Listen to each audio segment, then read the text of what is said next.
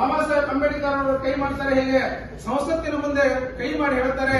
ಈ ಸಂಸತ್ತಿನಲ್ಲಿ ಇರ್ತಕ್ಕಂಥ ಜನರು ಪತ್ರಕರ್ತರು ಕೇಳ್ತಾರೆ ಬಾಬಾ ಸಾಹೇಬ್ ಅಂಬೇಡ್ಕರ್ ಅವರಿಗೆ, ಯಾಕೆ ನೀವು ಈ ರೀತಿಯಾಗಿ ಬೆರಳನ್ನ ಮಾಡಿ ತೋರಿಸ್ತಾ ಇದ್ದೀರಿ ಅಂತ ಹೇಳಿದಾಗ ಬಾಬಾ ಸಾಹೇಬ್ ಅಂಬೇಡ್ಕರ್ ಹೇಳ್ತಾರೆ, ಎಲ್ಲಿವರೆಗೆ ಈ ಸಂಸತ್ತಿನಲ್ಲಿ ಕುಂತಂತ ಜನ, ಎಲ್ಲಿವರೆಗೆ ಈ ಸಂಸತ್ತಿನಲ್ಲಿ ರಾಜ್ಯಭಾರವನ್ನು ಮಾಡತಕ್ಕಂತ ಪ್ರಜಾಪ್ರತಿನಿಧಿಗಳು ಈ ದೇಶದ ಸಮಗ್ರ ಸಂವಿಧಾನವನ್ನ ಪ್ರೀತಿಪೂರ್ವಕವಾಗಿ ಗೌರವದಿಂದ ಅದನ್ನು ಅನುಸರಿಸಿಕೊಂಡು ಹೋಗ್ತಾರೋ ಅಲ್ಲಿವರೆಗೆ ಈ ರಾಜ್ಯದ ಸಮಗ್ರ ಅಭಿವೃದ್ಧಿ ಆಗತ್ತೆ.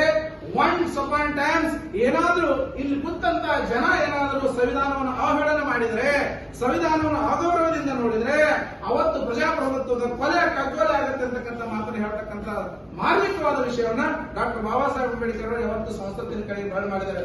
ಮಕ್ಕಳೇ, ಕೈಯಲ್ಲಿ ಪುಸ್ತಕ ಇದೆ, ಸಂವಿಧಾನ ಪುಸ್ತಕ, ಅವರು ತೋರು ಬೆಳೆಗಳನ್ನು ತೋರಿಸ್ತಾರೆ. ಮುನ್ನಡೆ ಹಿನ್ನಡೆ ಇಲ್ಲ, ಯಾವತ್ತು ಮುಂದೆ ಹೋಗಬೇಕು.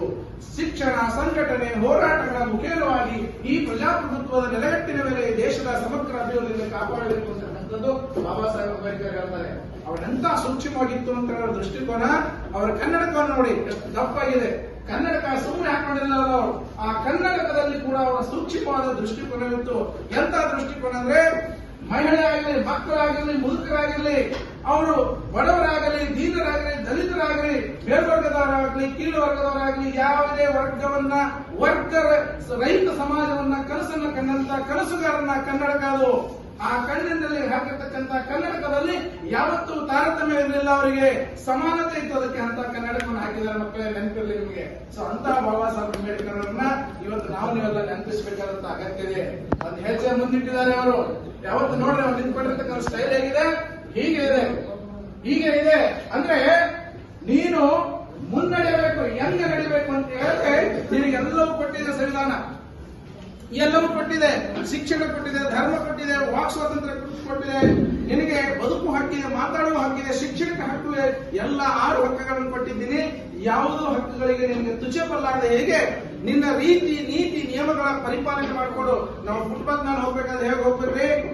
ಫುಟ್ಪಾತ್ ಮೇಲೆ ಹೋಗ್ಬೇಕಾದ್ರೆ ಹೇಗೆ ಹೋಗ್ಬೇಕು? ಅದಕ್ಕೊಂದು ಫುಟ್ಪಾತ್ ಅಂತ ಹಾಕಿರ್ತಾರೆ. ಆ ಒಂದು ನಿಯಮದ ಮೇಲೆ ನಾವು ಹೋಗ್ಬೇಕು. ಇಲ್ಲ ನನಗೆ ಕಾಲುಗಳಿದ್ದಾವ, ನಾನು ಎಕ್ಕಗಳ ಹೋದ್ರೆ ಬಸ್ಗಳು ಬಂದ್ರೆ ನಮ್ಗೆ ಹಾಯ್ದು ಹೋಗ್ಬಿಡ್ತಾವೆ. ಅದಕ್ಕೆ ಬಾಬಾ ಸಾಹೇಬ್ ಅಂಬೇಡ್ಕರ್ ಅವರು ಏನ್ ಹಾಕಿದ್ದಾರೆ, ಒಂದು ಚೌಕಟ್ಟು ಹಾಕಿದ್ದಾರೆ. ಸಂವಿಧಾನವನ್ನು ನಿಮ್ಗೆ ಸ್ವತಂತ್ರ ಕೊಟ್ಟಿದೆ, ಆದ್ರೆ ಸಂವಿಧಾನದ ಒಳಗಿನ ಚೌಕಟ್ಟನ್ನ ಮೀರಬಾರದು ಅಂತಕ್ಕಂಥ ಮಾತನ್ನು ಹೇಳಿ ತಮ್ಮ ಹೆಜ್ಜೆ ಗುರುತುಗಳಲ್ಲಿ ಹೆಜ್ಜೆಗಳನ್ನು ಇಟ್ಟು ಹೋಗ್ತಾರೆ. ಆಕಾಶದ ಮೇಲೆ ಹಕ್ಕಿಗಳು ಎಷ್ಟು ಎತ್ತರಕ್ಕೆ ಹಾರಬಹುದು? ಆಕಾಶದ ಮೇಲೆ ಎಷ್ಟು ಎತ್ತರಕ್ಕೆ ಹಾರಬಹುದು ಹಕ್ಕಿಗಳು?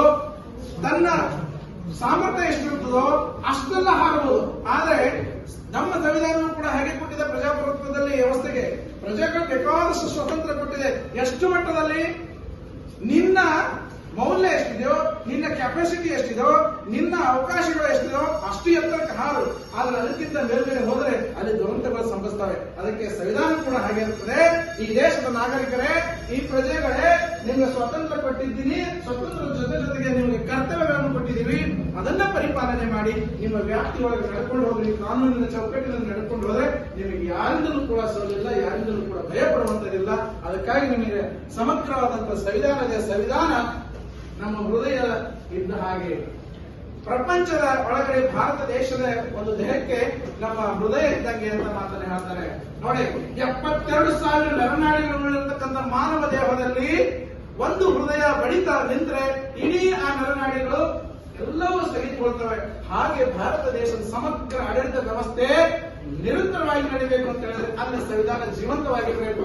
ಎಲ್ಲಿ ಸಂವಿಧಾನ, ಯಾವ ದೇಶದ ಒಳಗಡೆ ಸಂವಿಧಾನ ಅಂತಕ್ಕಂಥದ್ದಿರೋ ಆ ದೇಶದ ಸಮಗ್ರ ಅಭಿವೃದ್ಧಿ ಆಗೋದಿಲ್ಲ, ಅದು ನಿಸ್ವಸ್ಥ ರಾಷ್ಟ್ರ ಆಗುತ್ತೆ ಅಂತಕ್ಕಂಥ ಮಾತನ್ನು ಹೇಳ್ತಾ ಈ ಸಂವಿಧಾನದ ಮಹತ್ವಕ್ಕೆ ಎಲ್ಲರಿಗೂ ಒಂದ್ಸಗೆ ಶುಭಾಶಯಗಳು ಹೇಳ್ತಾರೆ.